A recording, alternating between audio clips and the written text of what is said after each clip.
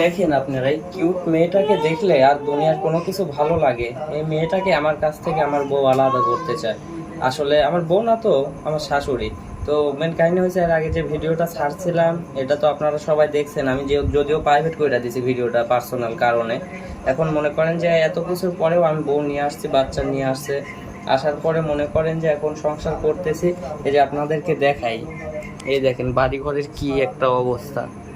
এই সব কিছু কইরা থুইয়া মনে করেন যে আজকে রাগারাগি কইরা আবার ঢাকায় যাইবে সে।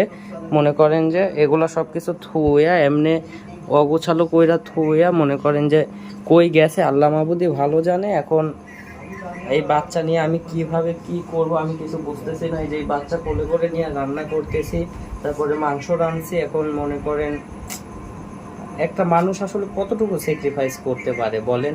আসলে এই সব কিছু হয় ওইখান দিয়ে ফোন দিয়ে বলে যে ঢাকায় আয়, ঢাকায় আয়, ওখানে সংসার করা লাগবে না, গরিব মানুষ, টাকা পয়সা নাই, কিছু নাই কো। এখন এই মেয়েটার মুখের দিকে তাকাইলে তো মনে করেন যে কোনো কিছু ভাল লাগে না পৃথিবীর। এখন মানুষ তো মনে করে যে এই ফ্যামিলিতে সংসার মানে সম্পর্ক রাখার কি দরকার, ছায়রা দিতে, কিন্তু ওর মুখের দিকে তাকাইলে তার পৃথিবীর কোনো কিছুই ভাল লাগে না।